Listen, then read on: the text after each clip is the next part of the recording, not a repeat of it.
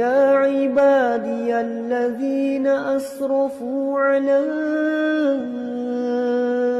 أنفسهم لا تقنطوا من رحمة الله من شرور أنفسنا ومن سيئات أعمالنا من يهده الله فلا مضل له ومن يضلل فلا هادي له أشهد أن لا إله إلا الله وحده لا شريك له وأشهد أن محمدا عبده ورسوله لا نبي بعد أما بعد يا أيها الذين آمنوا اتقوا الله حق تقاته ولا تموتن إلا وأنتم مسلمون يا أيها الناس اتقوا ربكم الذي خلقكم من نفس واحدة وخلق منها زوجها وبث منهما رجالا كثيرا ونساء واتقوا الله الذي تساءلون به والأرحام إن الله كان عليكم رقيبا يا أيها الذين آمنوا اتقوا الله وقولوا قولا سديدا يصلح لكم أعمالكم ويغفر لكم ذنوبكم ومن يطع الله ورسوله فقد فاز فوزا عظيما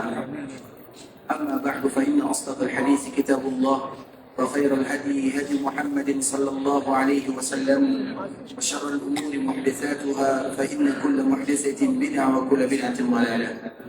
Ikhwatul Islam, saudara kaum muslimin, para tetamu Allah rahimani wa rahimakumullah.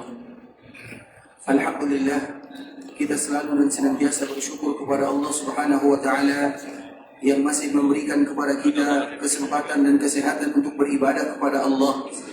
Karena tidak semua hamba diberikan kesempatan untuk beribadah kepadanya. Dan memang tujuan di antara Allah Subhanahu wa taala ciptakan kita adalah bagaimana kita selalu beribadah dan beribadah kepada Allah Subhanahu wa taala. Allah tidak ciptakan kita untuk bermain-main. Allah tidak ciptakan kita hanya untuk sekedar mengejar dunia. Allah Subhanahu wa taala tidak menciptakan kita hanya untuk mencari angan-angan yang kita tidak tahu kapan kita akan mendapatkannya. Tapi Allah Subhanahu wa taala menciptakan kita untuk selalu beribadah kepadanya. Sehingga di dalam sebuah ayat Allah Subhanahu wa taala menyebutkan afahasibtum annama khalaqnakum abatha wa annakum ilaina la turja'un. Wahai kalian hambaku, apakah kalian mengira aku ciptakan kalian hanya untuk bermain-main saja? Wa annakum ilaina la turja'un, dan kalian tidak akan kembali kepadaku. Seolah-olah ayat ini disebutkan oleh Allah Subhanahu wa taala kepada kita bersama bahwa ternyata Allah Subhanahu wa taala ciptakan manusia ada tujuannya, yaitu beribadah kepada Allah. Mereka yang lebih banyak bermainnya, mereka lebih banyak berhuru-haranya, maka ingat suatu saat nanti mereka akan kembali kepada Allah. Maka Allah pun mengingatkan wa annakum ilaina la turja'un. Tidakkah kalian ingat bahwa suatu saat nanti kalian akan kembali kepada kami? Artinya mau tidak mau bahwa kita akan pasti kembali kepada Rabbul Izzati wal Jalalah, akan mempertanggungjawabkan semua amalan perbuatan yang pernah kita lakukan selama kita berada dalam kehidupan dunia, dan kita ingin berjumpa dengan Allah Subhanahu wa taala, membawa segudang pahala agar Allah Subhanahu wa taala mudahkan langkah kita masuk ke dalam surganya. Oleh karenanya ikhwatul Islam, kita senantiasa mengingatkan diri kami pribadi dan juga kita bersama bahwa kita harus selalu bersyukur kepada Allah Subhanahu wa taala, dan syukur kepada Allah Subhanahu wa taala adalah dengan beribadah kepada Allah. Mereka yang tidak mau beribadah, atau mereka yang bermalas-malasan beribadah kepada Allah, atau mereka yang beribadah kepada Allah hanya musim-musiman saja, maka sejatinya mereka adalah orang yang ingkar kepada Allah Subhanahu wa taala, atau mereka yang tidak benar-benar bersyukur kepada Rabbul Izzati wal Jalalah.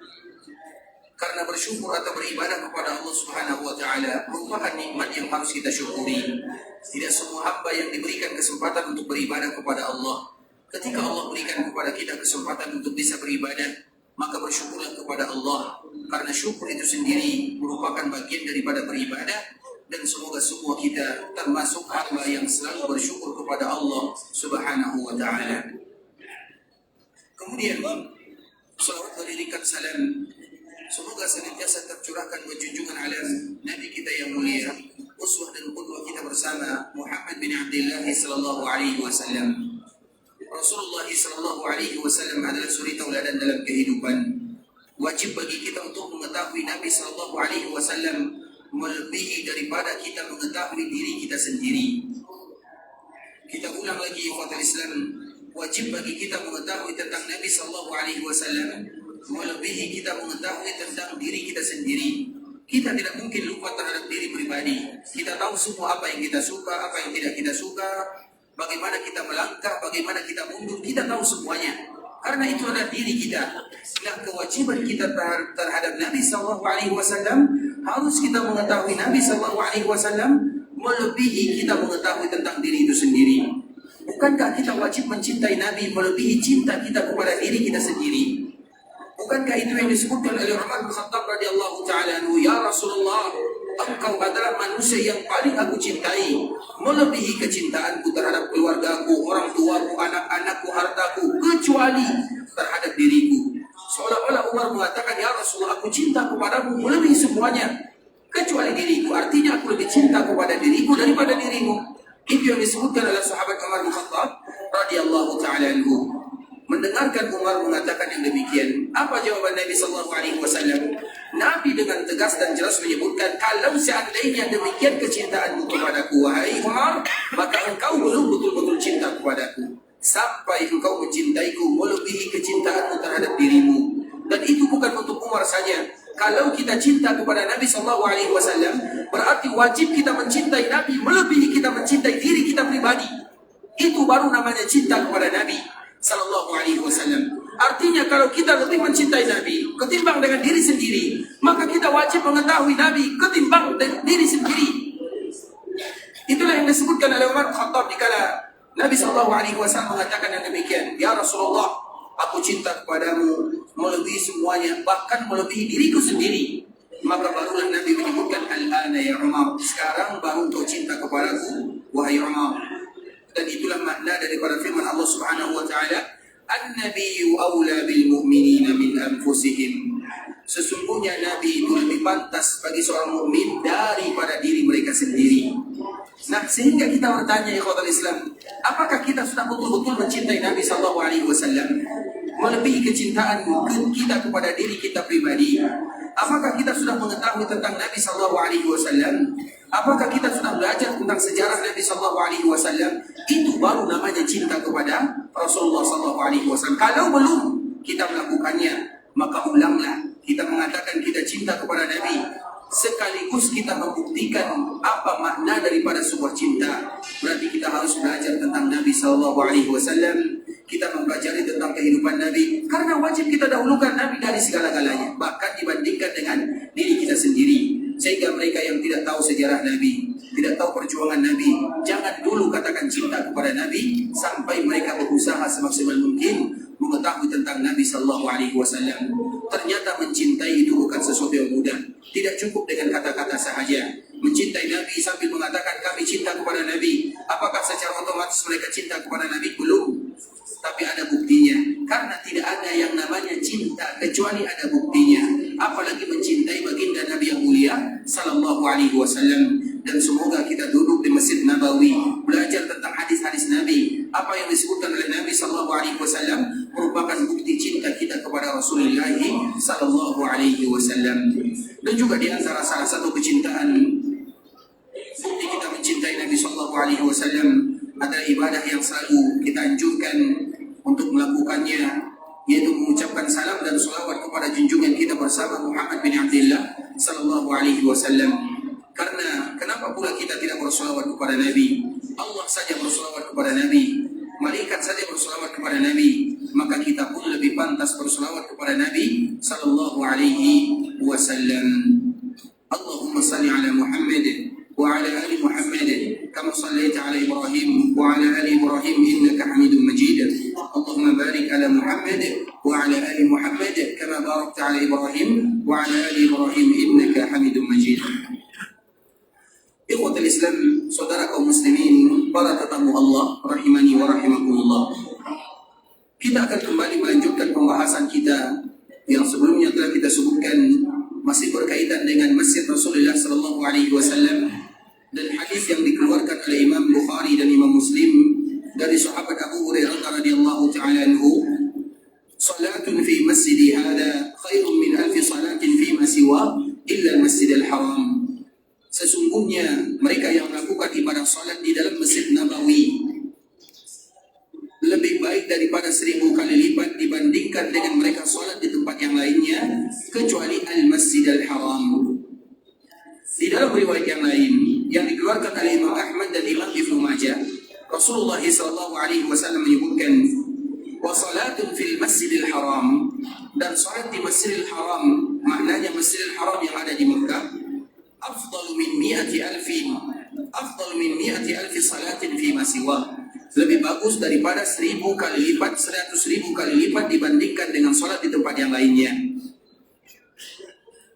Dan di sinilah pembahasan kita yang mana kita ingin kembali mengulang pembahasan yang sangat indah ini, ikhwatul Islam, yaitu bagaimana mulianya kita yang berada di Masjid Nabawi, atau bagaimana perdagangan kita yang sangat indah dengan Allah Subhanahu wa taala dikala kita beribadah di tanah haram Makkah dan Madinah.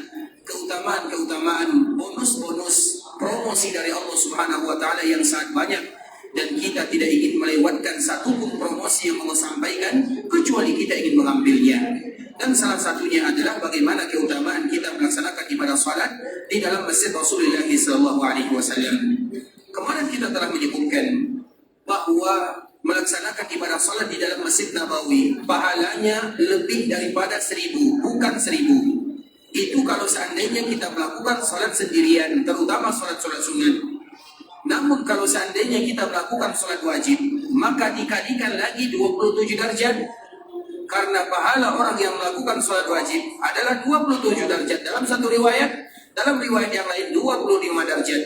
Dan riwayat 25 dan 27, sebagian para ulama mereka mengatakan kadang Allah berikan kepada hamba 27 derajat, kadang Allah berikan kepada hamba 25 derajat, tergantung bagaimana kekhusukan mereka di dalam melaksanakan ibadah salat, terutama di dalam salat berjamaah bersama kaum muslimin. Karena memang kita selalu mengingatkan ikhwatul Islam, salat berjamaah bagi kaum muslimin merupakan kewajiban yang tidak boleh ditinggalkan bagi kita yang merasa diri kita adalah laki-laki. Kalau kita merasa diri kita bukan laki-laki, maka diizinkan salat di rumah. Tapi bagi kita yang laki-laki diwajibkan, walaupun di sini terjadi perbedaan para ulama.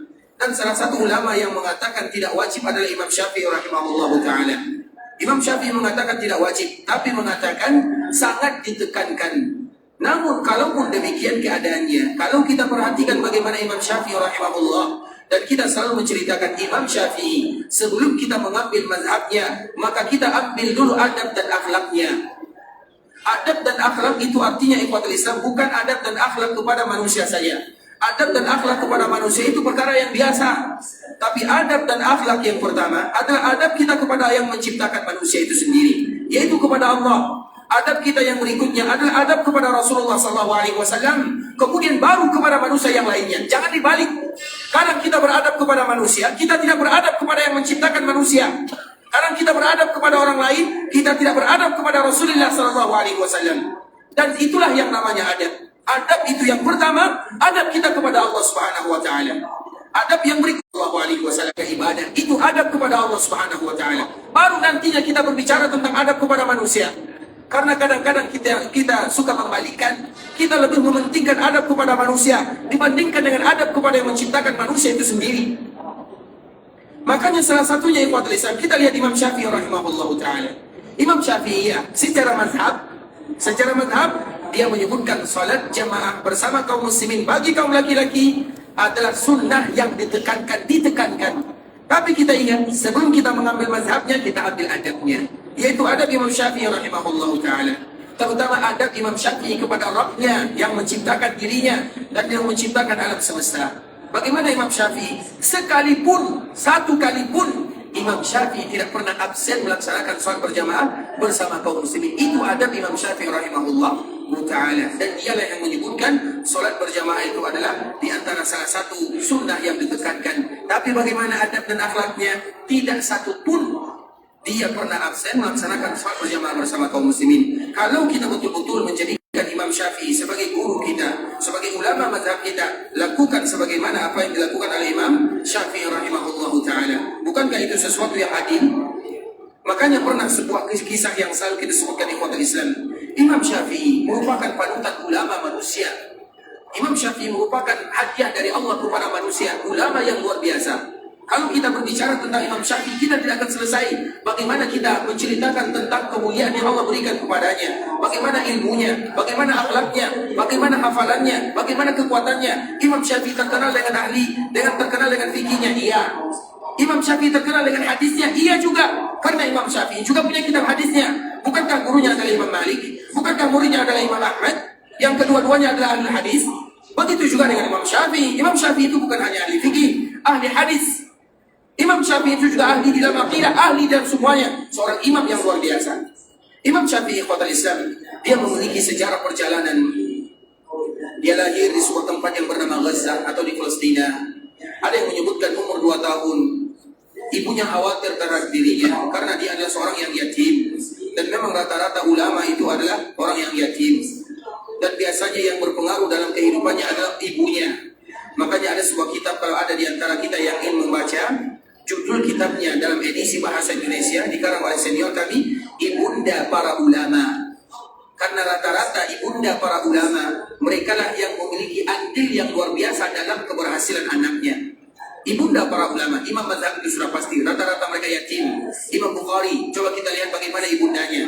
Makanya di dalam agama Islam betul-betul ditekankan untuk mencari atau menanamkan, menjadikan seorang wanita, walaupun mereka mungkin tidak bekerja, walaupun mereka mungkin di rumah, tapi merekalah yang akan melahirkan ulama-ulama kaum muslimin. Mereka punya tugas yang luar biasa. Salah satunya mereka melahirkan ulama-ulama yang luar biasa. Nah, di dalam kitab ini ikhwatul Islam, judulnya adalah Ibunda Para Ulama. Ibunda para ulama, salah satu kisahnya adalah Imam Syafi'i rahimahullahu ta'ala, di mana Imam Syafi'i rahimahullahu ta'ala meninggal ayahnya di kala masih kecil, dan ibunya sangat memiliki andil dalam perjuangan dia menuntut ilmu agama.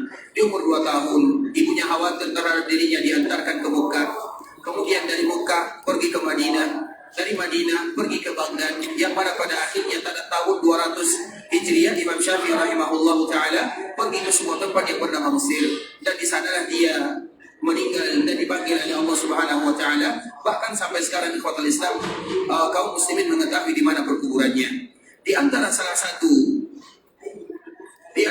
satu yang dialami oleh Imam Syafi'i, terutama di akhir kehidupannya, adalah sebuah penyakit yang sangat berat sekali, yang disebut dengan bawasir atau ambeien. Yang mana penyakit Imam Syafi'i ini merupakan penyakit yang berat sekali. Sampai-sampai dia pingsan, sampai-sampai keluar darahnya. Intinya ikhwatul Islam, berat sekali penyakit yang dirasakan oleh Imam Syafi'i rahimahullahu ta'ala. Namun walaupun demikian keadaannya, tidak sekalipun dia absen melakukan salat berjamaah bersama kaum muslimin. Padahal kalau dia sedang sakit itu uzur. Keluar darah itu uzur. Tidak bisa melaksanakan menghadiri salat berjamaah bersama kaum muslimin karena darurat itu adalah uzur. Dan Imam Syafi'i yang menyebutkan salat berjamaah bersama kaum muslimin hukumnya adalah sunnah muakkadah.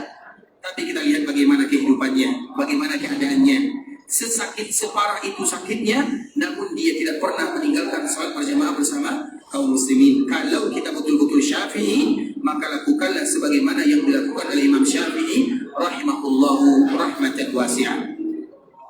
Kemudian ikhwatul Islam, artinya kita hanya sekedar menekankan bahwa sholat berjamaah itu dianjurkan, bahkan diwajibkan. Jumhur para ulama mengatakan wajib bagi kita untuk melakukannya. Berarti kalau wajib, berdosa kalau kita meninggalkannya. Karena disebut dengan wajib. Kalau kita tidak sholat berjamaah tanpa ada alasan ikhwatul Islam, maka kita akan berdosa dengannya. Kalau seandainya kita lihat para ulama, sejarah mereka, sejarah yang berulang-ulang selalu kita ceritakan ikhwatul Islam. Jangankan para ulama, yang tentunya contoh kita yang pertama adalah Rasulullah SAW. Rasulullah SAW sebagai suri tauladan bagi kita bersama. Kapan Nabi baru tidak melaksanakan sholat berjamaah bersama para sahabatnya? 5 hari sebelum Nabi SAW meninggal. Kenapa Nabi SAW tidak lagi sholat berjamaah bersama para sahabatnya?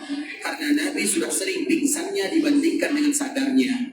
Baru Nabi tidak melakukan sholat berjamaah bersama para sahabatnya. Itu Nabi kita yang mulia sebagai contoh bagi kita bersama. Dan selalu kita sebutkan ikhwatul Islam, Nabi meninggal di hari Senin, di waktu duha, tanggal 12 Rabiul Awal. Sebagian para ulama menyebutkan tanggal 11 Rabiul Awal. Itu adalah wafatnya Rasulullah SAW. Kemudian sakit parah yang dirasakan oleh Nabi adalah 5 hari sebelum Nabi wafat.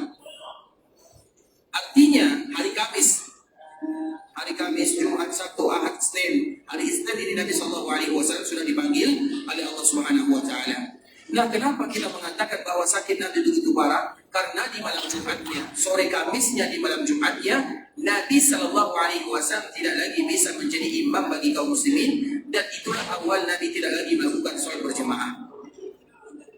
Kenapa Nabi tidak lagi bisa melakukan sholat jamaah berjamaah? Karena tidak sadarnya lebih banyak daripada sadarnya. Artinya apa ikhwatul Islam? Betul-betul Nabi SAW tidak lagi bisa berdiri. Baru Nabi SAW meninggalkan sholat berjamaah bersama kaum muslimin.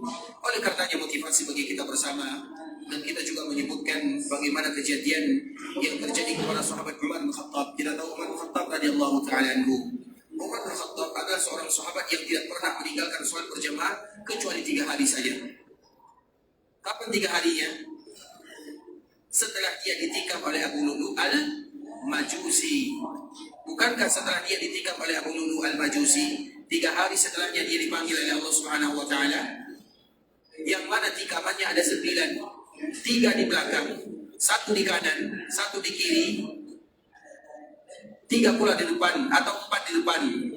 Itulah tikaman yang dirasakan oleh Umar bin Khattab.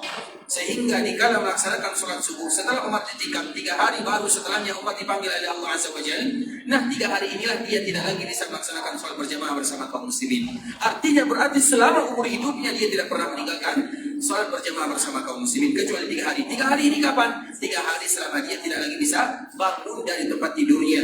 Apa yang dia makan keluar sebagaimana yang dia makan. Apa yang dia minum keluar sebagaimana yang dia minum. Artinya tidak ada harapan lagi untuk tahan hidup. Nah, barulah dia meninggalkan sholat berjamaah. Namun dia tetap melaksanakan ibadah sholat. Makanya kisah yang selalu kami angkat di ikhwatul Islam. Karena Umar ini di akhir kehidupannya dia sering tidak sadarkan diri. Kemudian banyak orang yang datang ingin berjumpa dengan Umar bin Khattab radhiyallahu ta'ala anhu. Maka sering mereka menemukan Umar dalam keadaan tidak sadarkan diri. Karena itu merupakan penyakit yang luar biasa. Bukan penyakit tikaman yang dahsyat. 9 tikaman itu bukan sesuatu yang main-main. Tikaman dengan pisau yang beracun. Kemudian orang-orang bertanya kepada anaknya, bagaimana caranya kita bisa berbicara dengan Amirul Mukminin supaya dia bangun, bagaimana caranya? Maka apa jawaban Abdullah bin Umar, anaknya Umar bin Khattab radhiyallahu ta'ala anhu? Kalau kalian ingin berbicara dengan ayahku, mudah saja. Bisikkan di telinganya, as-salatu ya Amirul Mukminin. Salat wahai Amirul Mukminin. Apabila diucapkan kalimat salat, langsung dia membuka matanya dan langsung dia memerintahkan orang untuk melaksanakan azan dan iqamah. Artinya apa yang bakal Islam? Itulah cara membangunkan dirinya dari pingsannya, yaitu dengan ucapan as-salatu ya Amirul Mukminin. Karena memang ibadah ini ikhwatul Islam bukan ibadah yang mudah bagi kita melakukannya. Berat bagi kami, berat bagi kita semua, berat bagi umat Nabi Sallallahu Alaihi Wasallam. Namun bukan berarti tidak bisa bagi kita untuk menjaganya, melatihnya. Karena ingin semua kita sebagai hamba Allah Azza wa Jalla, kita ingin bagaimana hadiah yang terindah yang Allah berikan kepada kita bersama dikala kita salat. Kemudian Allah wafatkan kita dalam keadaan ibadah salat tersebut. Dan itu merupakan di antara bentuk wafat yang paling indah bagi seorang hamba dikala mereka mengucapkan Allahu Akbar, Allahu Akbar, Sami Allahu liman hamidah, Allahu Akbar, Allahu Akbar. Di saat itu pula Allah Subhanahu wa Ta'ala mencabut nyawanya. Dan itu adalah akhir yang terindah, dan itu adalah awal yang terindah, dan itu merupakan langkah awal dikala dia akan menuju surga Allah Subhanahu wa Ta'ala. Makanya perkara salat ini merupakan perkara wajib bagi kita bersama. Jangan kita lalaikan. Makanya para ulama menyebutkan ikhwatul Islam, bagi mereka yang meninggalkan salat dengan sengaja, berbeda antara yang meninggalkan sholat yang sengaja karena kelalaiannya, yang sengaja karena malas-malasannya. Sebahagian atau jumhur para ulama ikhwatul Islam, mereka merujuk kepada hadis Nabi SAW bahwa sesungguhnya perbedaan kami dengan mereka adalah sholat. Mereka itu siapa artinya? Itu mereka yang bukan muslim. Sehingga jangan pernah kita meninggalkan sholat. Bahkan sebagian para ulama, kalau seandainya kita melihat buku-buku ulama yang disebutkan oleh ulama fikih, mereka yang meninggalkan sholat di ikhwatul Islam, mereka tidak boleh dikuburkan di perkuburan kaum muslimin. Belum lagi masalah warisan, belum lagi masalah keluarga, banyak hukum-hukum yang akan ada di dalamnya. Mungkin kita semua alhamdulillah diberikan oleh Allah Subhanahu wa Ta'ala kesempatan melaksanakan ibadah tersebut, tapi masih banyak keluarga kita yang mungkin lalai dalam mengerjakannya. Dan itu merupakan tanggung jawab kita bersama, karena salat bukan perkara yang main-main. Perkara salat itu berbeda dengan puasa, berbeda dengan zakat, berbeda dengan haji, berbeda dengan umrah. Perkara salat adalah di antara perkara yang besar, sehingga para ulama memberikan ancaman yang luar biasa sesuai dengan hadis yang disebutkan oleh baginda Nabi yang mulia sallallahu alaihi wasallam. Bahkan dalam sebuah cerita hadis Nabi yang mulia sallallahu alaihi wasallam, dan kami mohon maaf ikhwatul Islam, ini merupakan motivasi dari kami untuk kami dan untuk kita semuanya. Di dalam sebuah hadis Nabi sallallahu alaihi wasallam, Nabi sallallahu alaihi wasallam dibawa oleh malaikat Jibril alaihi salam untuk melaksanakan Isra dan Mi'raj. Dan Nabi sallallahu alaihi wasallam banyak sekali melihat kejadian-kejadian yang sangat aneh. Dan setiap kali Nabi sallallahu alaihi wasallam melihatnya, setiap kali itu pula lah Nabi sallallahu alaihi wasallam bertanya kepada malaikat Allah Subhanahu wa taala. Salah satu yang dilihat oleh Nabi sallallahu alaihi wasallam yang pertama kali, pemandangan yang pertama dilihat oleh Nabi sallallahu alaihi wasallam, ada dua orang. Yang satunya sedang berbaring, yang satunya sedang berdiri. Yang berdiri ini ada di tangannya batu yang sangat besar, batu yang sangat besar.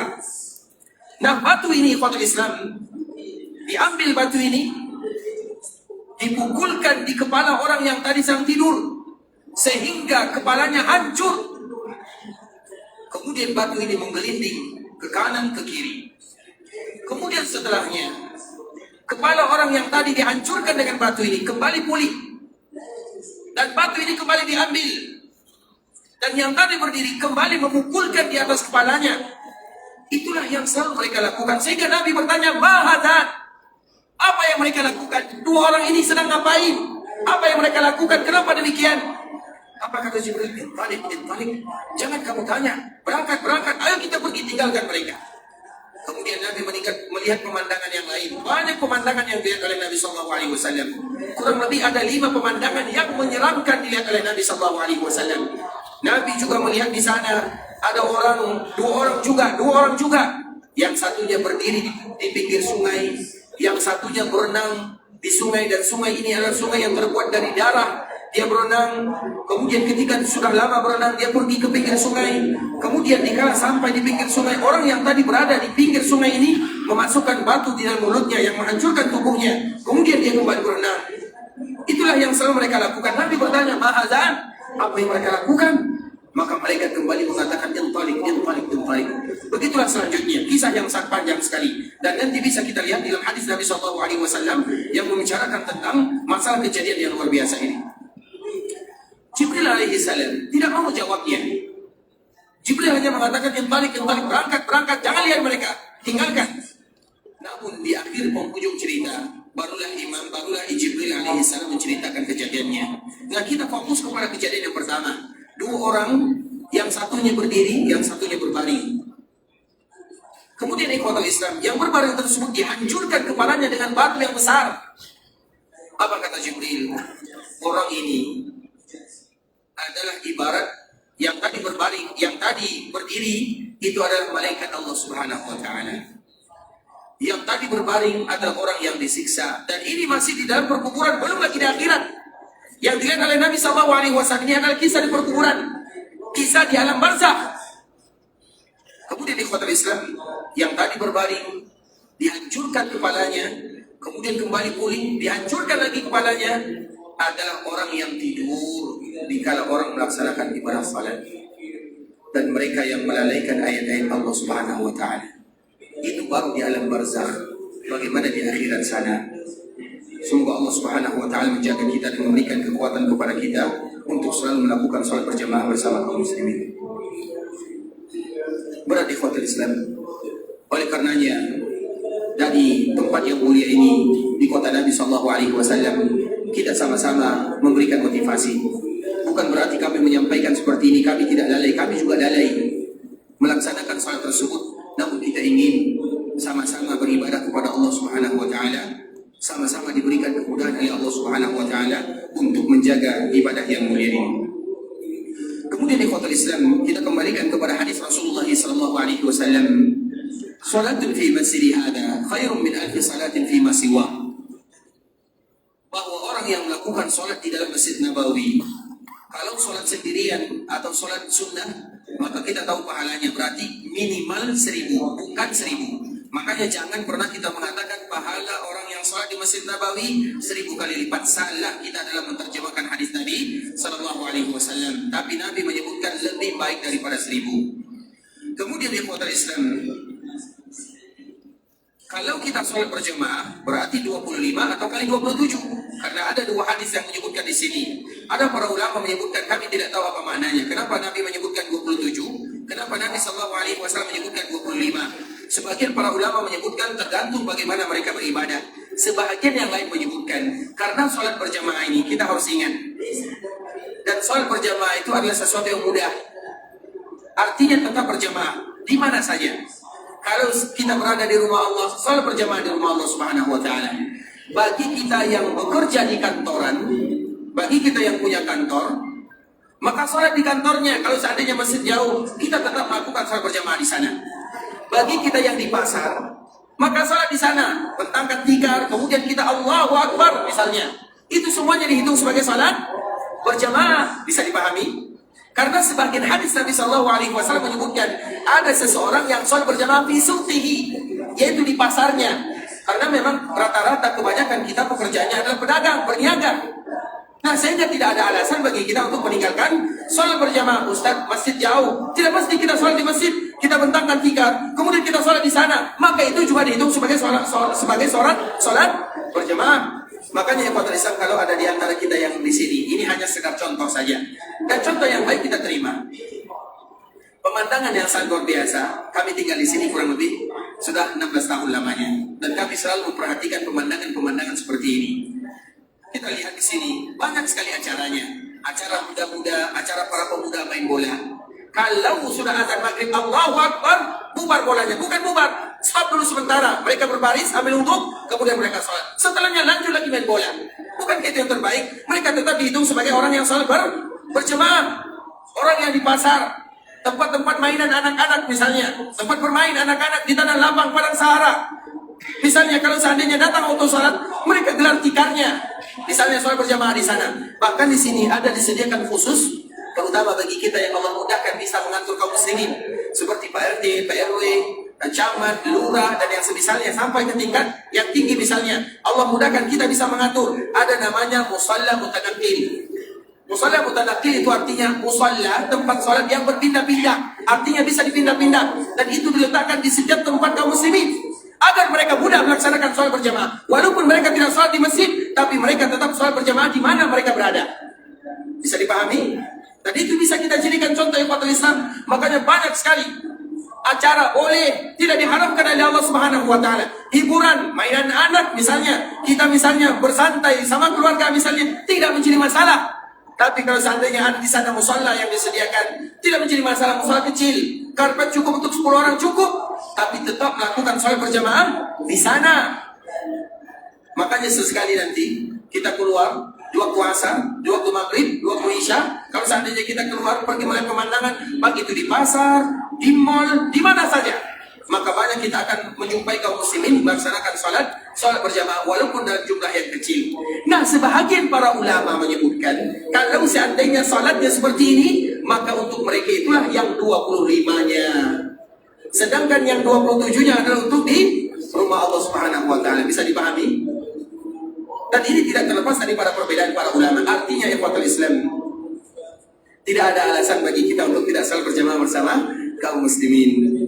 Kemudian, nah pahala ini kalau seandainya kita salat di masjid biasa 27 derajat. Kalau di Masjid Nabawi 27 ya juga, tapi lebih dari 1000 ya juga. Artinya 1000 kali 27 berarti 27.000. Itu minimal. Sedangkan maksimalnya kita tidak tahu. Kalau di Masjid Rasulullah Sallallahu Alaihi Wasallam. Kemudian hadis Nabi yang berikutnya, wa salatu fil Masjidil Haram, dan salat di Masjidil Haram. Haram di sini lebih identik kepada haram yang ada di Mekah. Lebih baik daripada 100.000 seumur-umur. Walaupun kita sudah meninggal ikhwatul Islam, kita tidak akan bisa melakukan salat 100.000. Tapi dikala Allah mudahkan kita datang ke Mekah Al-Mukarramah, maka kalau kita yang tadi kita sebutkan di Masjid Nabawi, juga itu yang kita sebutkan di Masjidil Haram yang ada di Mekah. Yang pertama, Nabi tidak menyebutkan sama dengan 100.000. Nabi menyebutkan lebih afdal, lebih baik. Artinya berapa lebih baiknya kita tidak tahu. Yang kedua, kalau 100.000 ini minimalnya kalau kita sholat sendirian. Kalau kita sholat berjamaah, dinobalkan lagi. Dikali lagi 27 derajat. Kalau dikali 27 berapa kira-kira itu? Bukankah itu merupakan perdagangan yang sangat indah dengan Allah Subhanahu wa taala? Bukankah itu merupakan momen yang sangat indah dikala kita berada di kota Mekah Al-Mukarramah, apalagi Mekah.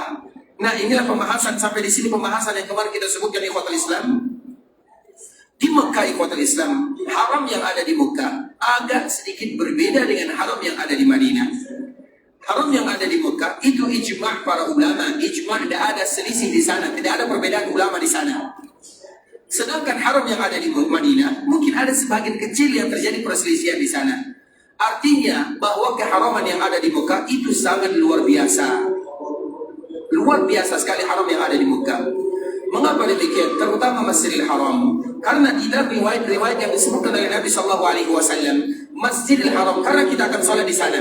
Sholat di Masjidil Haram itu di bagian mananya? Kalau Masjid Nabawi, kemarin kita menyebutkan, kalau Masjid Nabawi, selama kita berada di dalam Masjid Nabawi, walaupun para ulama mereka berbeda, Masjid Nabawi yang bagian dalam atau yang bagian luar, kita menyebutkan yang jumhur para ulama atau kami pribadi lebih condong kepada pendapat bahwa yang bagian luar juga disebut dengan Masjid Nabawi. Nah, selama kita salat di Masjid Nabawi, kita akan mendapatkan pahala ini. Kalau kita berada di, misalnya, ada di antara kita yang sampai di Masjid Nabawi atau di kota Madinah, kemudian dia singgah di hotelnya, kemudian dikala dia berada di hotel, terlambat dia melakukan sholat berjamaah, kemudian dia sholat di sana. Dikala dia sholat di sana, maka dia tidak mendapatkan keutamaan lebih daripada 1.000, karena hotel kita tidak termasuk ke dalam rangka Masjid Nabawi. Tapi kalau kita berada di Mekah, para orang yang punya hotel itu hotel Islam, mereka sengaja membangun musalla di dalam hotelnya, iya atau tidak? Misalnya kita nginap di Safwa misalnya, Hotel Safwa. Mungkin semua kita tahu Hotel Safwa. Hotel Safwa itu adalah milik salah seorang penduduk Madinah, dan dia adalah orang yang paling dermawan. Kalau kita lihat setiap hari, kalau dirupiahkan, itu tidak kurang daripada 6 miliar satu hari dia berinfak. Belum bagi berapa, kurang lebih 1 juta ringgit kalau bahasa kita ya, setiap hari. Dan kami juga termasuk yang menerimanya. Artinya di sana ada musallanya. Kemudian di hotel yang Zamzam atau Zamzam itu juga ada musallanya. Dan itu berbeda dengan hotel-hotel yang ada di Madinah. Kenapa harus berbeda? Apakah mereka yang ada di Madinah, terutama mereka yang ada di pinggiran pagar Masjid Nabawi, tidak bisa menyediakan musalla di dalam hotelnya? Kenapa demikian di hotel Islam? Karena terjadi perbedaan, atau karena perbedaan antara Masjid Mekah dengan Masjid Madinah. Kalau Masjid Madinah, tidak ada gunanya mereka menyediakan musalla di sana. Karena kalau mereka sediakan musalla, tidak ada juga pahala yang dilipat gandakan oleh Rasulullah atau oleh Allah Subhanahu wa taala. Karena Nabi menyebutkan fi masjidi, di dalam masjidku, Nabi tunjuk masjidnya. Sedangkan di Mekah Mukarramah berbeda. Makanya di sebagian hotel-hotel yang ada di sana disediakan musallanya. Kenapa demikian? Karena mereka mengambil keuntungan yang disebutkan oleh baginda Nabi. Nah, disinilah Masjidil Haram yang ada di Mekah, mana yang disebut dengan Masjidil Haram yang ada di Mekah? Kalau Masjidil Haram yang ada di Madinah, semua kita mudah menjawabnya. Pagar luar sana itu batasannya selesai. Kalau Masjidil Haram yang ada di Mekah, sampai di mana batasannya? Sampai di mana? Kemarin bulan Ramadan, pemandangan yang sangat indah, terutama mungkin kita menyaksikan sejarah yang sangat indah, bahwa saf Masjidil Haram yang ada di Mekah itu sampai 4 kilo, terutama di bulan Ramadan. Itu merupakan sejarah yang paling indah. 4 kilo safnya, kita pun berjalan mungkin tidak kuat. Artinya apa? Mereka tahu bagaimana keutamaan yang ada di sana. Nah, apabila kita mengatakan Masjidil Haram yang ada di sekitar Ka'bah saja, berarti bagaimana dengan orang yang sholat di luar? Bagaimana dengan mereka yang sholat di musalla hotelnya? Nah, disitulah para ulama mereka mengambil istimad dari ayat-ayat Allah Subhanahu wa taala. Dan kita sebutkan beberapa dalil di ikhwatul Islam mana yang disebut dengan Masjidil Haram yang ada di Mekah, sehingga kita bisa mendapatkan semua keutamaan yang dijanjikan oleh Allah Subhanahu wa taala dan yang disebutkan oleh Nabi lebih daripada 100.000 kali salat dibandingkan dengan tempat yang lainnya. Dalil yang pertama ikhwatul Islam, dalil yang semua kita hafal, yaitu di dalam surah Al-Isra atau yang dikenal dengan surat Bani Israel. Sebahagian tulisan atau sebahagian sebagian Al-Quran dituliskan dengan kalimat tersebut. Kemudian ayat yang pertama Allah menyebutkan Subhanalladzi asra bi'abdihi lailan minal masjidil harami ilal masjidil aqsa. Ayat ini ikhwatul Islam belum terlalu jelas, tapi nanti akan kita jelaskan di ayat yang kedua. Maha suci Allah yang memperjalankan hambanya dari Masjidil Haram, artinya dari Masjidil Haram yang ada di Mekah Mukarramah sampai ke Masjidil Aqsa. Semua kita tahu artinya. Tapi yang ingin kami tanyakan, peristiwa Isra dan Mi'raj ini kira-kira kapan terjadinya? Siapa yang tahu kapan terjadi peristiwa Isra dan Mi'raj? Tidak ada di antara kita yang tahu. Dan memang tidak ada di antara kita yang bisa memastikan. Karena memang sejarah Nabi SAW sebelum ke kota Madinah, kita tahu ada namanya kalender Hijriah. Kapan dihitung kalender Hijriah?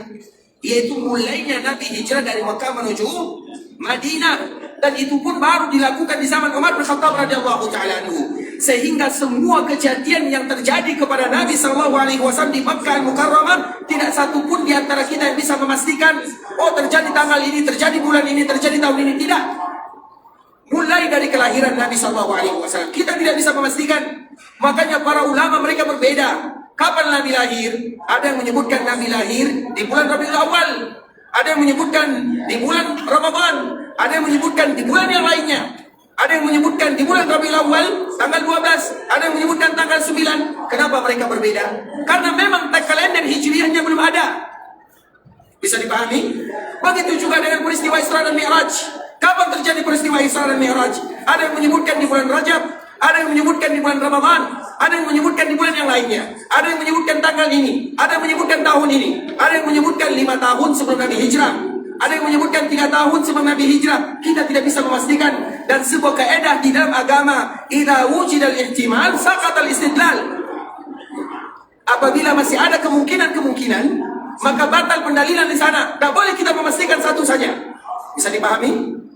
Ini berat sedikit kaidahnya. Idza wujidal ihtimal saqatal istidlal. Apabila ada kemungkinan, masih ada kemungkinannya, maka tak boleh kita mengambil satu hukum darinya saja. Artinya apa ikhwatul Islam? Tak boleh bagi kita mengatakan, terutama misalnya peristiwa Isra dan Mi'raj 3 tahun sebelum Nabi hijrah ke kota Madinah. Tak boleh bagi kita memastikan yang demikian, karena memang terjadi perbedaan yang sangat luar biasa di sana. Begitu juga dengan kelahiran Nabi SAW, karena masih ada kemungkinan kalender Hijriah atau Hijriah itu belum ada. Bisa dipahami? Nah, begitu juga dengan peristiwa Isra dan Mi'raj.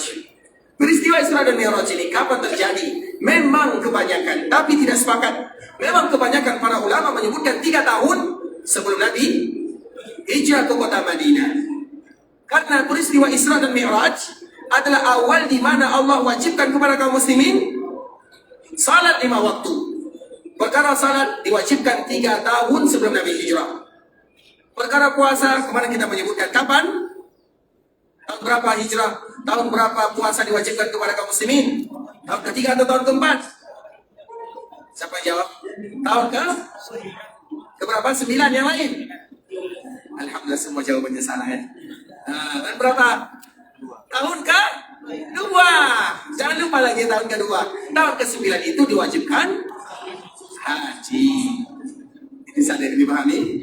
Artinya kepada Islam itu adalah kewajiban rukun Islam yang diwajibkan kepada kaum muslimin. Yang pertama adalah salat, tentunya setelah syahadat. Nah, kemudian di kuat Islam, Allah menyebutkan di sini Subhanalladzi. Allah awali dengan kalimat subhana. Jadi mengucapkan kalimat subhanallah itu ada sesuatu yang mungkin sulit bagi kita untuk memahami. Berbeda dengan hukum alam yang ada di dunia, maka kita sebutkan subhanallah. Atau misalnya kita melihat pemandangan yang indah, subhanallah. Jadi ada kalimat-kalimat yang dianjurkan bagi kita mengucapkannya. Terutama bagi kita kaum muslimin, betul-betul dianjurkan bagi kita mengucapkan kata-kata yang indah. Subhanallah, jika kita melihat pemandangan yang indah. Misalnya kita naik pesawat, kita lihat ciptaan Allah, gunung-gunung yang indah, lembah-lembah yang luar biasa cantiknya, kita menyebutkan subhanallah. Kemudian kita juga mengucapkan Masya Allah misalnya, atau insya Allah misalnya, kalau insya Allah sesuatu yang ada kemungkinan kita bisa melakukannya, atau misalnya biiznillah, kita menyebutkan kalimat biiznillah, sesuatu yang itu dikembalikan kepada Allah Subhanahu wa taala, atau misalnya kita mengucapkan masya Allah la haula wala quwwata illa billah apabila kita melihat keindahan pada diri kita. Kita ucapkan masya Allah tabarakallah apabila kita melihat keindahan kepada saudara kita atau kelebihan kepada saudara kita. Banyak kalimat-kalimat yang kita anjurkan bagi kita membiasakan lisan kita mengucapkan yang demikian. Siapa yang bisa mengulang kalimat-kalimat tadi? Siapa yang bisa mengulang? Angkat tangan. Subhanallah, kapan kita ucapkan? Ketika melihat sesuatu yang sesuatu yang menakjubkan, terutama ada hal-hal yang di luar hukum alam Allah Subhanahu wa taala. Kapan kita mengucapkan insyaallah sesuatu yang kita ada andil di dalamnya? Kapan kita mengucapkan biiznillah sesuatu yang dikembalikan kepada Allah? Kapan kita mengucapkan masya Allah la haula wala quwwata illa billah? Dikala kita melihat keindahan terhadap diri kita, misalnya kita ini ganteng, misalnya kita merasa kita ganteng misalnya, dan semua kita merasa kita ganteng misalnya, atau misalnya kita lihat anak-anak kita, masya Allah, anak-anak yang comel-comel, yang indah-indah, ucapkan masya Allah la haula wala quwwata illa billah.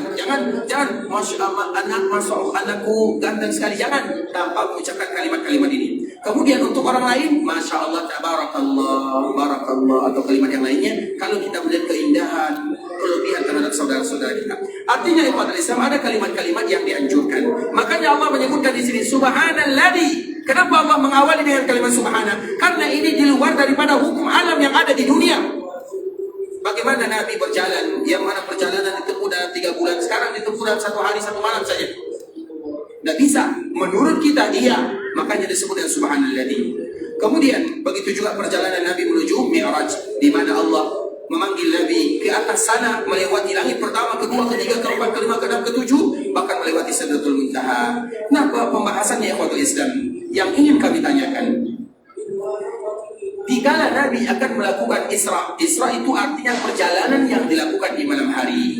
Allah menyebutkan Maha Suci Allah yang memperjalankan hambanya dari Masjidil dari mana? Atau kita semua tidur nih? Atau paham atau kurang paham nih? Baik ya kota Islam. Atau kita cukupkan sampai di sini karena kayaknya kita ngantuk semua nih. Lanjut ya. Baik. Allah Subhanahu wa taala menyebutkan Maha Suci Allah yang memperjalankan hambanya dari Masjidil Haram. Jelas di dalam ayat ini dari Masjidil Haram menuju Masjidil Aqsa. Pertanyaannya, dikala terjadi peristiwa Isra dan Mi'raj, dikala Allah memperjalankan nabinya, di mana Nabi sallallahu alaihi wasallam? Paham pertanyaannya? Peristiwanya kita tahu bahwa Allah memperjalankan Nabi di malam hari dari Masjidil Haram, sampai ke Masjidil Aqsa, dari 2 tempat, dari sini ke sini. Nah pertanyaannya, dikala Nabi diperjalankan di malam hari ini, pada waktu itu, pada malam itu Nabi di mana? Di mana Nabi? Yang coba katakan. Di mana Nabi sallallahu alaihi wasallam? Di sisi Aisyah radhiyallahu taala anha. Masya Allah, yang mana mau? Yang kiri atau yang kanan? Yang sini? Masya Allah, ini untuk nanti pada riwayat. Masya Allah, baik, jazakallahu khairan. Tapi jawabannya salah ya. Nanti cari lagi ya.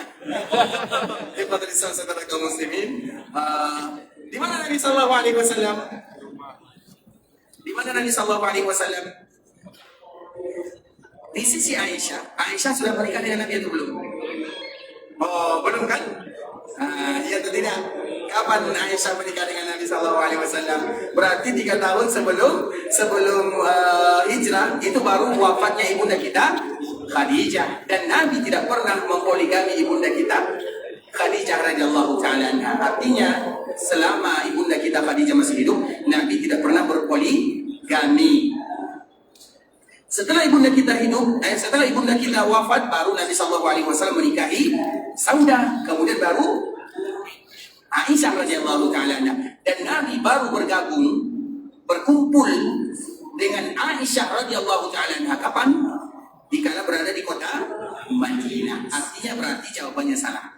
Itu artinya. Nah pertanyaannya kita ulang, di mana Nabi sallallahu alaihi wasallam? Nabi di Gua Hira. Berani? Nabi tidak pernah ke Gua Hira kecuali sekali saja. Atau selama ketika Nabi sebelum diutus menjadi Nabi dan menjadi Rasul.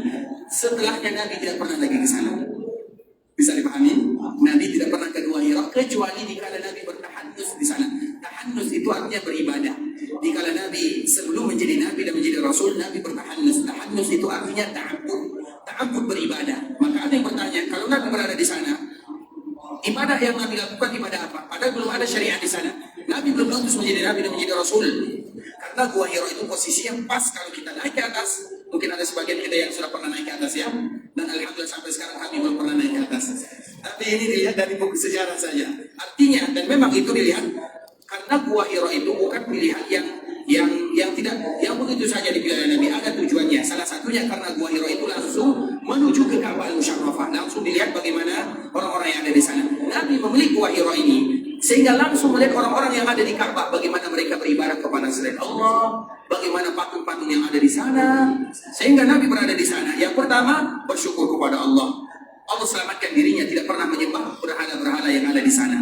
Kemudian bagaimana Nabi beribadah di dalamnya? Ada yang menyebutkan Nabi beribadah di dalamnya masih dalam millah Ibrahim alaihissalam. Karena Nabi belum ada syariatnya. Nabi belum diutus menjadi Nabi, menjadi Rasul. Kemudian akhirnya datang malaikat. Kemudian Nabi nubbi'a bi'iqra' wa ursila bil mudaththir. Nubbi'a diutus menjadi Nabi dengan kalimat Iqra' wa ursila, kemudian menjadi Rasul dengan mudaththir. Artinya setelah itu Nabi turun, setelahnya Nabi tidak pernah lagi pergi ke Gua Hira. Artinya apa ya Islam? Ingat, Gua Hira itu adalah gua yang ada sejarah Nabi di sana, tapi tidak ada ibadah khusus yang dilakukan di dalamnya. Apalagi bagi kita yang mengatakan keberkahannya. Karena yang berkah itu sudah jelas. Masjid Nabawi berkah, Masjid Haram berkah, Al-Quran berkah, Zam-Zam berkah, itu disebutkan oleh Nabi. Yang tidak disebutkan maka kita tidak melakukannya. Artinya Nabi tidak lagi pernah kembali ke Gua Hira. Berarti jawabannya juga salah. Karena salah semuanya ikhwatul Islam, berarti kita tutup saja lah ya.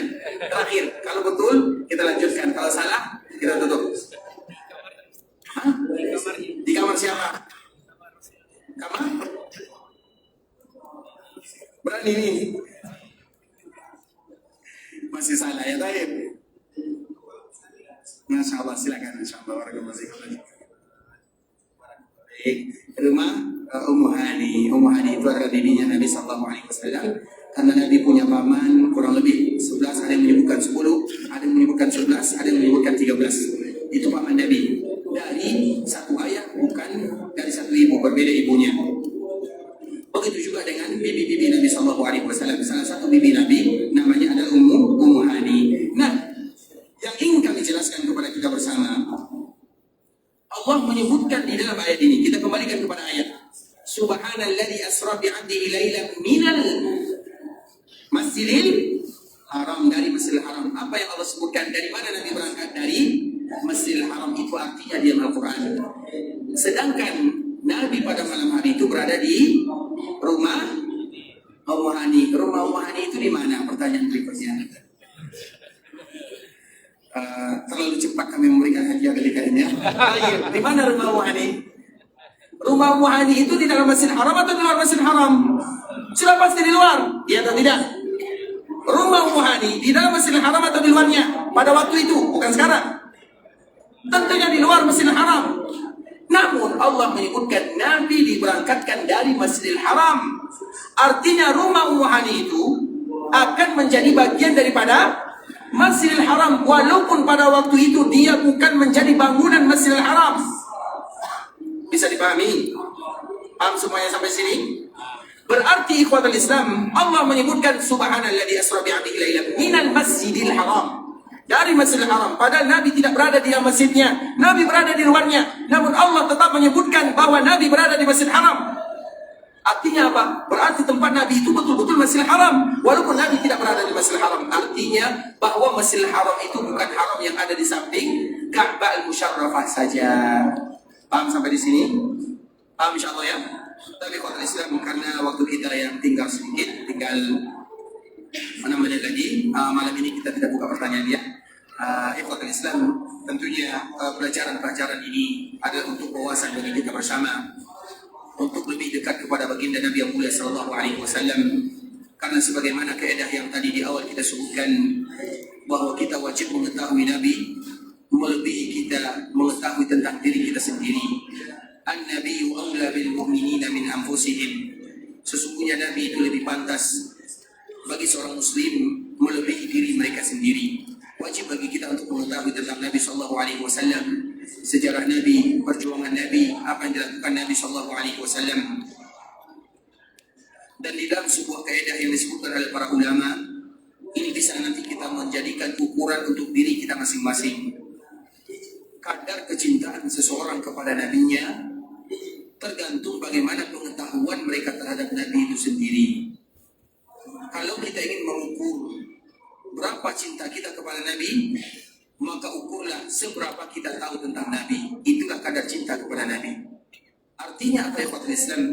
Berarti kalau kita ingin semakin cinta kepada Nabi dan Nabi ingin atau Nabi semakin cinta kepada kita, maka selalulah mencari tahu tentang Nabi sallallahu alaihi wasallam.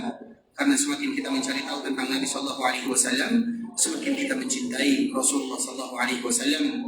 Dan ketika kita mencintai Nabi sallallahu alaihi wasallam, maka harapan dan tujuan kita bersama tidak lain tidak bukan adalah hadis yang disebutkan oleh Nabi sallallahu alaihi wasallam, al-mar'u ma'a man ahab.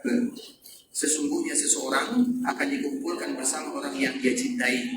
Dan kita bersaksi bahwa semua kita mencintai Rasulullah sallallahu alaihi wasallam, dan semoga Allah kumpulkan kita bersama Rasulullah sallallahu alaihi wasallam di dalam surganya. Amin amin ya rabbal alamin. Ikhwatul Islam, saudara kaum muslimin, para tamu Allah rahimani wa rahimakumullah. Sampai di sini pembahasan yang bisa kami jelaskan.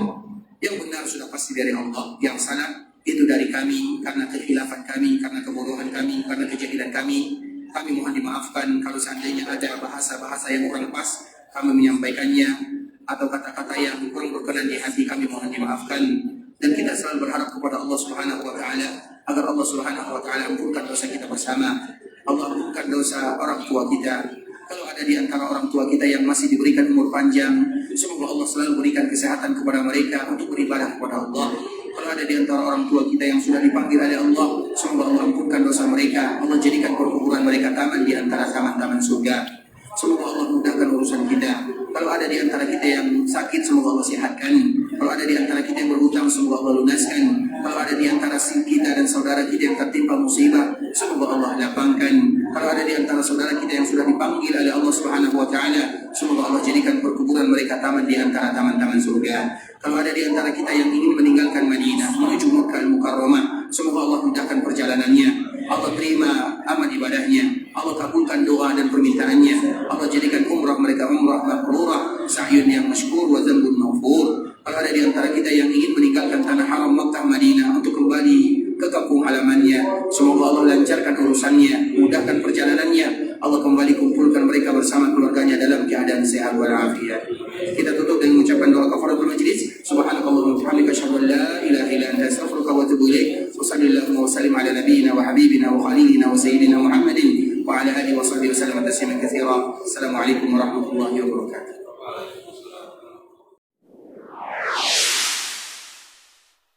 قل يا عبادي الذين أسرفوا على